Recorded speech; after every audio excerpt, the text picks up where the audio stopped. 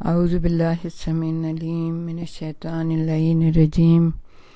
بسم اللہ الرحمن الرحیم اللہم صلی علی محمد و آل محمد وعجل فرجہم۔ سامعین و ناظرین، جہانی علم سٹی آف نالج اکیڈمی سے آپ کی بیوی جان آپ کو سلام عرض کرتی ہیں۔ جناب زینب سلام اللہ علیہ کی باتیں چھوٹا منہ ہے اور بڑی بات ہے، لیکن ارادہ یہی ہے کہ کچھ بی بی کا جو کردار و عمل ہے اور بی کے جو حالات تھے اور جس عظیم ترین بلند خاندان سے آپ کا تعلق ہے اس کے بارے میں کچھ تھوڑا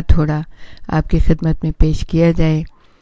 ہم جناب زینب کو صرف اپنی مجالس میں یا اپنے جو خطابات ہوتے ہیں جتنے بھی ہیں بی کو بس یہی دکھاتے ہیں کہ وہ روتی رہیں، گریہ کرتی رہیں، اور آپ نے بہت مصائب اٹھائے، لیکن بچپن سے ایسا نہیں تھا۔ جناب زینب سلام اللہ علیہ کی زندگی کے بارے میں تھوڑا ہم آپ کو بتاتے رہے ہیں پچھلی ویڈیوز میں۔ آج ہم آپ کو ان کی ازدواجی زندگی کی پاکیزہ عظمتوں کے بارے میں کچھ بتانا چاہ رہے ہیں کہ کیوں ان کی اولاد ایسی تھی کہ ہمیں کربلا میں کتنے وہ بچے جو ہے نا بہادری سے لڑتے ہوئے اور شجاعانہ جنگ کرتے ہوئے ہمیں دکھائی دیتے ہیں۔ تو جناب زینب، جیسے کہ آپ کو بتایا گیا ہے کہ مولا علی کے جو بھائی تھے جناب جعفر طیار، جن کی عظمت کا بیان جناب رسول خدا نے یہ کیا تھا کہ جعفر جب جنگ خیبر کو فتح کیا مولا علی نے، اور اسی دن اسی وقت جناب جعفر طیار بھی جناب رسول خدا کے سامنے حاضر ہوئے، تو جناب رسالت مآب اس قدر خوش ہوئے کہ انہوں نے یہ کہا کہ میری سمجھ میں یہ نہیں آ رہا کہ اس وقت میں جنگ خیبر فتح ہونے پہ زیادہ خوش ہوا ہوں یا کہ جعفر کے آنے کے اوپر زیادہ خوش ہوں۔ اور پھر چونکہ اس وقت مال غنیمت بٹ رہا تھا، چونکہ جناب جعفر طیار جنگ میں شریک نہیں ہوئے تھے، تو اس لیے مال غنیمت میں سے تو ان کو کچھ حصہ نہیں مل سکتا تھا، لیکن بہترین چیز جو جناب سرور کائنات نے آپ کو بدیت کی وہ نماز جعفر طیار ہے، کہ وہ اس کی اتنی زیادہ فضیلت ہے کہ ہم آپ سے یہ درخواست کریں گے کہ اور کچھ نہیں تو کم از کم جمعے کے دن آپ نماز جعفر طیار ضرور پڑھ لیا کریں۔ اور اس کا آسان طریقہ بھی ایک درج ہے، ویسے تو تھوڑا سا بھول جاتے ہیں، جیسے ہمارے ٹائپ کی ایج کے لوگ جو ہے نا ذرا بھول ہی جاتے ہیں کہ کس طرح سے پڑھنی ہے، لیکن یہ ہے کہ آسان طریقہ یہ ہے کہ آپ 4 رکعت نماز اس کی پڑھ لیں اور الحمد اور سورہ کے ساتھ جس بھی سورہ سے آپ چاہیں پڑھیں، اور اس کے بعد آپ جو ہیں 300 ٹائم 300 دفعہ سبحان اللہ والحمد للہ ولا الہ الا اللہ واللہ اکبر، یعنی 3 تسبیحیں آپ اس کی پڑھ لیں، تو آپ کو انشاءاللہ پروردگار عالم وہ ثواب عطا کرے گا جس کے جناب سرور کائنات محمد مصطفیٰ صلی اللہ علیہ وآلہ وسلم نے آپ کو بشارت دی تھی۔ تو ہم آپ کو بتائیں گے کہ جناب جعفر طیار کے فرزند جناب عبداللہ کی شادی جیسے کہ ہم بتا بھی چکے ہیں جناب زینب سلام اللہ سے ہوئی تھی، اور ظاہر مولا کائنات علی ابن ابی طالب کی زیر سایہ آپ کی پرورش ہوئی تھی، کیونکہ جنگ موتا میں جناب جعفر طیار کی شہادت ہو گئی تھی، اور ان کے بارے میں جناب سرور کائنات نے کہا تھا کہ پروردگار عالم نے ان کو 2 پر عطا کی ہیں جس کے ساتھ وہ فرشتوں کے ساتھ جو ہے نا پرواز کرتے ہیں جنت میں۔ تو اس کے بعد یہ جو ہستیاں تھیں جناب عبداللہ تھے، جناب اون، تو وہ جناب مولا کائنات کے گھر ہی میں انہوں نے پرورش پائی تھی اور انہی کے زیر سایہ وہ رہے تھے۔ تو ظاہر ہے جب بہت سارے لوگوں نے جناب زینب سلام اللہ علیہ کا رشتہ دیا تو مولا کائنات کی نظر میں زینب کا کف بھی کوئی نہیں تھا، لیکن جب جناب عبداللہ نے اس طرف اشارہ کیا تو مولا کائنات تیار ہو گئے۔ اور جناب زینب اور جناب عبداللہ کی ازدواجی زندگی کی پاکیزہ عظمتوں کا اندازہ اسی سے لگایا جا سکتا ہے کہ وہ دونوں اپنی ذاتی فضیلتوں کے ساتھ زندگی کے روحانی مقاصد اور مقدس اغراض میں یگانگت رکھتے تھے، یعنی دونوں کا مزاج بالکل ایک جیسا تھا. دونوں جو تھے وہ اسی مقدس خاندان سے تعلق رکھتے تھے اور اسی ماحول میں ان کی پرورش ہوئی تھی، نیکی، صلاح اور تقوی جس میں کوٹ کوٹ کر بھر دیا گیا تھا. اور زندگی کے ازدواجی مراحل میں دونوں کا نقطۂ نظر ایک تھا اور ان کا مقصد انسانیت کی اعلیٰ اقدار کے تحفظ کے سوا کچھ بھی نہ تھا. اسی پاکیزہ ہدف کی روشنی میں اپنی مادی زندگی کی سادگی کے باوجود ان کا گھر محبت، مہربانی، باہمی تفاہم کی نورانیت کا حامل تھا اور دونوں میں اخلاص اور یکجہتی کی قابل تقلید آثار نمایاں ہو چکے تھے. اور یہ سب کچھ خلاف توقع بھی نہ تھا، بلکہ دونوں ہی نے درسگاہ امامت و ولایت یعنی علی ابن ابی طالب کی شفقتوں اور خصوصی عنایتوں سے فیض پایا تھا. اور جیسے کہ ہم نے آپ کو بتایا کہ حضرت عبداللہ کی عمر 4 سال کی تھی جب وہ اپنے چچا علی ابن ابی طالب کے سایہ شفقت میں آئے اور امیر المومنین نے ذاتی طور پر ان کی تربیت اور تعلیم کی ذمہ داریاں سنبھالنی تھیں، جس کے نتیجے میں مولا کائنات کا گھر ان کا اپنا گھر بن گیا اور وہ اسی ایک گھر کے فرد کہلائے. مولا کے گھر میں پرورش پانے والے خوش نصیب عبداللہ کی فضیلتیں اسی بات سے نمایاں ہو جاتی ہیں کہ ان کے نفس زکیہ میں اخلاق حسنہ اور صفات جمیلہ یکجا ہو چکی تھی. ان کی حیات طیبہ کا ہر پہلو دوسروں کے لیے نمونہ عمل بن کر حوادث روزگار کی گھٹا ٹوپ تاریکی میں لوگوں کو حق اور حقیقت کی ہدایت کرتا ہے. یہی وجہ تھی کہ جناب عبداللہ اور زینب عالی مقام کا نیا گھر پاکیزہ صفات اور فطرت کی اعلیٰ اقدار کی آماجگاہ بن گیا اور اس میں گھریلو زندگی کے باہمی تنازعات کا تصور بھی مفقود ہو گیا. کیونکہ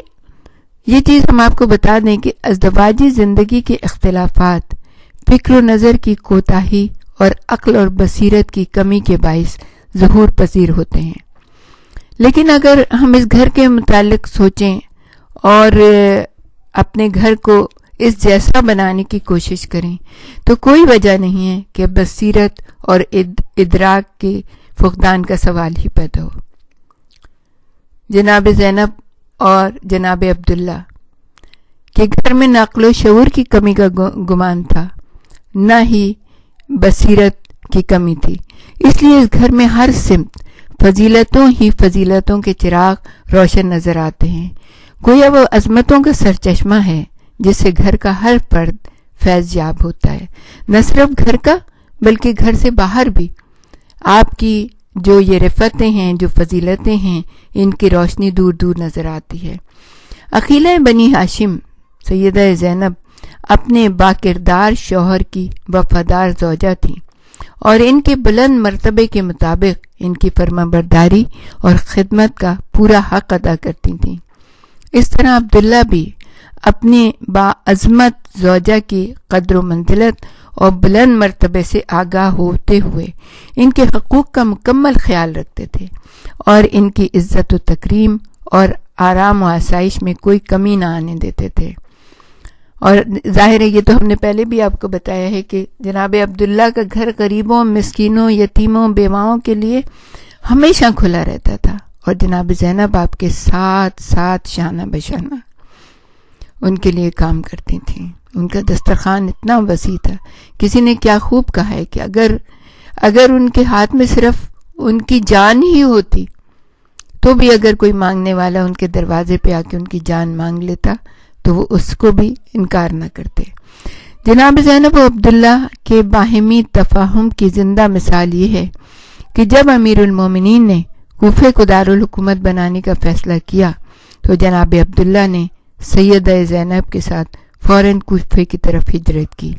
اور وہاں امام کی خدمت میں قیام پذیر ہو گئے. ممکن ہے، ہو سکتا ہے کہ ان کے ایسا کرنے کی ایک وجہ یہ ہو کہ چونکہ انہیں اپنے زوجہ مکرمہ کی امیر المومنین سے محبت کا پورا احساس تھا اور یہ بات قطعاً ناپسند کرتے تھے کہ باپ اور بیٹی کی معصومانہ محبت کے درمیان حائل ہوں. اس کے علاوہ جب امام عالی مقام نے مدینے کو چھوڑ کر اپنے اہل و عیال کے ہمراہ کوفے کی طرف ہجرت کرنے کا مصمم ارادہ کر لیا تو جناب عبداللہ نے اس سلسلے میں جناب زینب کو مکمل اختیار دے دیا کہ اگر اپنے بھائی حسین کے ساتھ سفر کا ارادہ رکھتی ہوں تو جو مناسب سمجھیں وہ فیصلہ کریں. شاید اس کی وجہ بھی بھائی بہن کی عارفانہ محبت کا احساس ہو. جناب زینب کی ازدواجی زندگی کے متعلق تو تاریخیں خاموش ہیں، کیونکہ ان معظمہ نے گھر کی چار دیواری میں خود سازی اور بچوں کی تربیت کو ہر چیز پر ترجیح دی، جس سے ان کی ازدواجی زندگی کی معاشرتی اثار لوگوں کو معلوم نہ ہو سکے. زینب عالیہ نے اپنے والد بزرگوار علی علیہ السلام کی فضیلتوں کی امین بن کر خود سازی کے عمل کو ہر کام پر مقدم رکھا. دیکھیں خود سازی کتنی ضروری ہوتی ہے، سیلف بلڈنگ، کہ اپنے آپ کو انسان کس طرح ایلیویٹ کرے، اچھی سے اچھی فضیلتوں کو اپنے اندر داخل کرے اور جو بھی بری چھوٹی چھوٹی جو بھی برائیاں چن چن کے ان کو نکالو. یہ خود سازی کا یہ جناب زینب نے کس طرح سے انجام دیا. ایک تو دیکھیں کہ فضیلت ہے، اہل بیت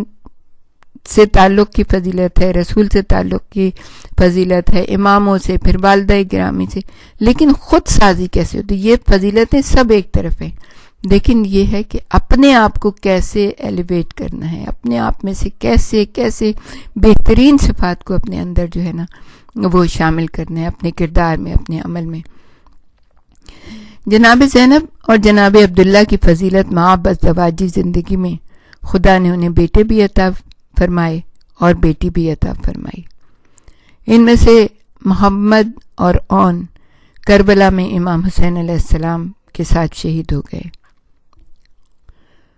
عظیم خاندان ہوتے ہیں تو عظیم ہی اولادیں ہوتی ہیں. تربیت اگر ماں باپ خود سازی کر رہے ہوں تو لازمی بات ہے بچہ جو کچھ ان میں دیکھے گا اس کو اڈاپٹ بھی کرے گا. اور سب سے زیادہ بچے جو ہیں وہ کس کی نقل کرتے ہیں؟ وہ اپنے ماں باپ کی. جیسا کردار ماں باپ کا ہوتا ہے اولاد بھی اسی طرح سے پروان چڑھتی ہے. تو جناب عبداللہ اور جناب زینب کے نور نظر اون جو ہیں عاشور کے دن جب دشمن کے مقابلے کے لیے میدان کی طرف روانہ ہوئے تو ان کی زبان پر اپنے تعارف کے لیے یہ الفاظ جاری ہوئے: اگر تم مجھے نہیں پہچانتے تو پہچان لو کہ میں جعفر طیار کا پوتا ہوں جو حق کی راہ میں شہید ہوئے اور اب جنت کی آسائشوں سے لطف اندوز ہو رہے ہیں اور بہشت کی پاکیزہ فضا میں سبز پروں کے ساتھ محو پرواز ہیں. یہی بات قیامت میں ان کے لیے شرف و افتخار کا باعث ہوگی. اور پھر جناب اون کے بارے میں لکھا ہے کہ شجاعت بنی ہاشم کے جوہر دکھاتے ہوئے اپنی کمسنی کے باوجود 3 قداور بہادروں اور 18 سپاہیوں کو موت کے گھاٹ اتار دیا. دشمنوں نے جعفر طیار کے پوتے کے یہ بے مثل کارنامے دیکھے تو چاروں طرف سے اس جوان پر ٹوٹ پڑے اور بالآخر انہیں شہید کر دیا. اور ان کے بعد ان کے بھائی محمد بن عبداللہ میدان کی طرف روانہ ہوئے اور تاریخوں میں لکھا ہے کہ وہ دونوں بھی اکٹھے روانہ ہوئے تھے اور میدان جنگ میں ایک دوسرے کی مدد کر رہے تھے. اس شیر دل جوان نے دشمنوں کی پست حرکتوں اور انسانیت سوز کارروائیوں کا اظہار ان الفاظ میں کیا: میں خدا کی بارگاہ میں دشمنوں کی شکایت پیش کرتا ہوں. دیکھیں عمریں کم ہیں لیکن آپ الفاظ دیکھیں، آپ جنگ دیکھیں، آپ کس طرح دین کی حمایت دیکھیں، امام کو کس طرح سے چاہتے ہیں کہ اپنے جان کا نذرانہ امام کی بارگاہ میں پیش کریں. کیا میں خدا کی بارگاہ میں دشمنوں کی شکایت پیش کرتا ہوں؟ یہ لوگ اپنی پست حرکتوں اور سرکشی میں اندھے ہو گئے. انہوں نے قرآنی تعلیمات کو مسخ کر دیا اور خدا کی واضح آیات پر مشتمل مقدس کتاب کو پس پشت ڈال دیا. محمد بن عبداللہ نے شجاعت علی کا مظاہرہ کرتے ہوئے اہل کوفہ کے 10 جرنیلوں کو پچھاڑ دیا، جس پر وہ شخص نوجوان پر چاروں طرف سے ٹوٹ پڑے اور بالآخر نہایت صفاقی کا مظاہرہ کرتے ہوئے بے دردی سے شہید کر دیا. وآخر دعوانا ان الحمد للہ رب العالمین.